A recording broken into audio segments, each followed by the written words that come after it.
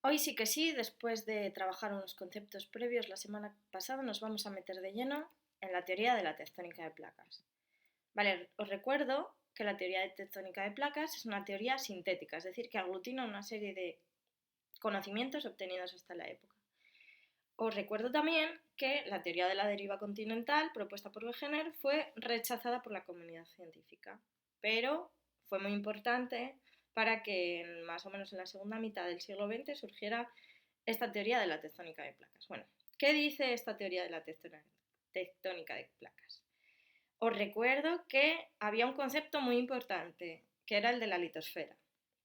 Bueno, la corteza y la parte superior del manto forman la litosfera. Y esa litosfera, según la teoría de la tectónica de placas, está dividida o fragmentada en placas litosféricas que encajan entre sí. Vale, esas placas están limitadas por límites o bordes de placa, que pueden ser de tres tipos. Bordes divergentes, es decir, que se separan, como veis ahí en la imagen mostrado por flechas. Bordes convergentes, el de la derecha del todo, que se aproximan uno a otro. O bordes transformantes, en el que una placa litosférica desliza sobre la otra placa litosférica.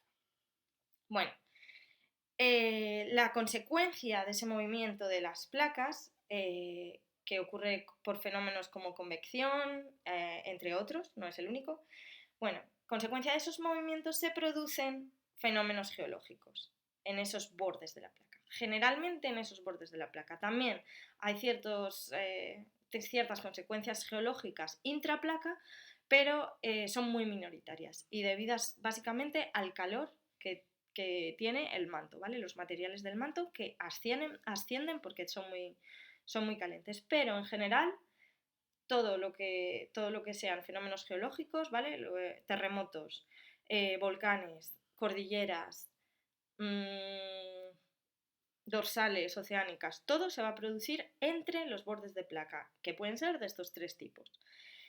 ¿Qué es lo que ocurre? Si continuamente está saliendo material del manto, va a llegar un momento que se pierda, ¿no? Material, que ya no quede material. Bueno, no.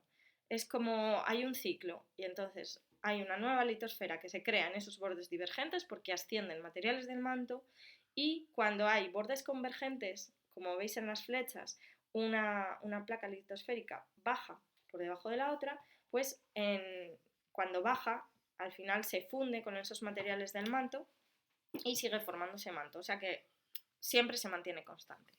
Bueno, como veis aquí tenemos un mapa de la Tierra, de los distintos continentes y de cómo encajan esas placas unas con otras. Vale, veis que entre América, África y Europa hay una gran dorsal, ¿vale? Pues ahí esas placas lo que nos muestra es que se están separando unas de otras.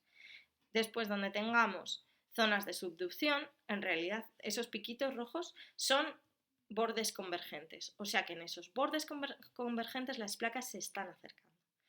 Y en las líneas continuas tenemos fallas transformantes, zonas de deslizamiento, donde hay una falla transformante fundamental, que seguro que os suena, en todo el borde occidental de América, desde arriba hasta abajo.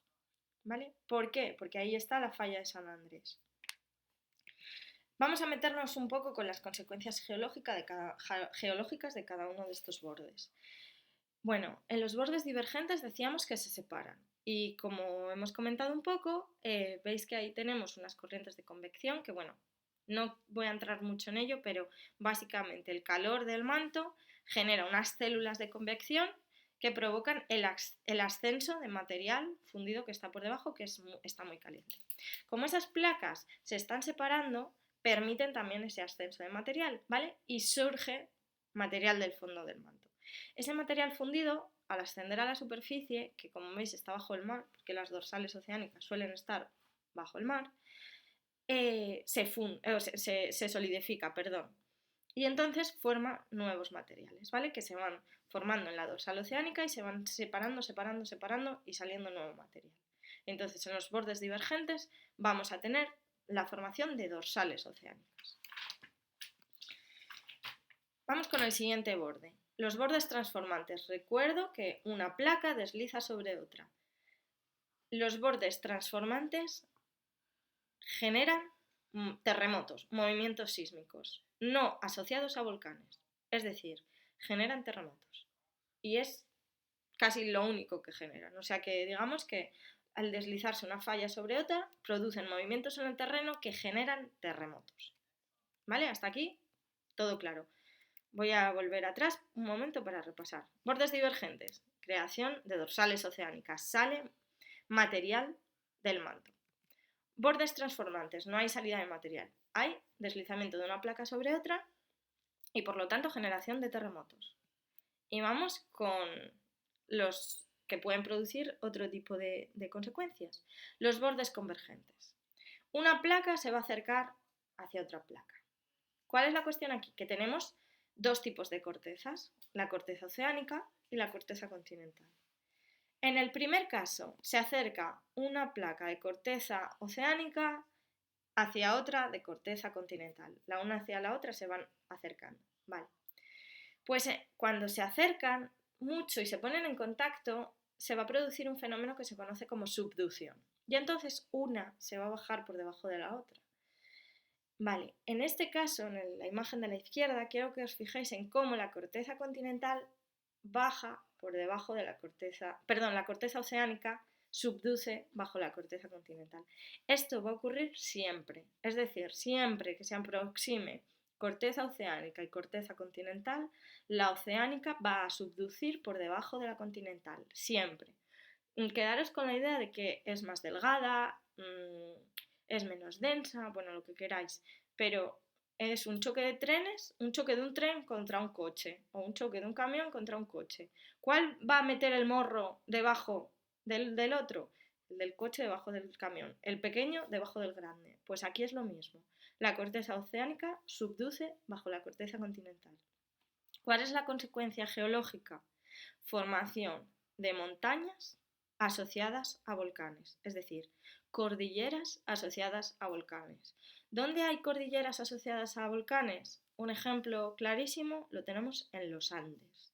¿Vale? La cordillera de los Andes se produce por consecuencia de un borde convergente, una corteza oceánica se aproxima a una corteza continental, la oceánica subduce bajo la continental y se forman grandes montañas asociadas a volcanes, es decir, con vulcanismo. Eso ocurre, pues bueno, porque se funde esos materiales y no nos vamos a meter mucho en ello, solo quiero que entendáis esto, ¿vale? Después tenemos el caso en el medio de una corteza oceánica que se aproxima a otra corteza oceánica. Ajá, y aquí ya, ¿cuál es la que subduce? Bueno, pues siempre va a subducir la que sea más delgada o... bueno, no me voy a meter mucho en eso. Una subduce debajo de la otra.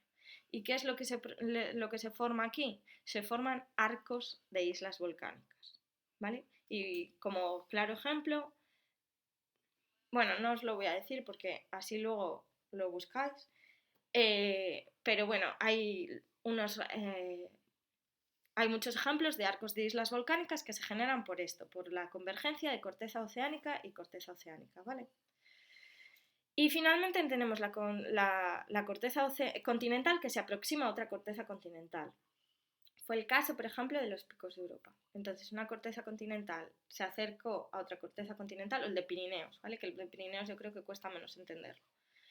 La península ibérica estaba separada del continente europeo, entonces una corteza continental se aproxima a otra corteza continental y ese choque produce la subducción de una de las dos cortezas y la consecuencia geológica es que se forman cordilleras sin vulcanismo, montañas sin vulcanismo. Si habéis ido a Pirineos o a Picos de Europa, es lo que tenemos aquí. ¿Vale? Pues hasta aquí la teoría de la tectónica de placas. Espero que lo hayáis entendido todo.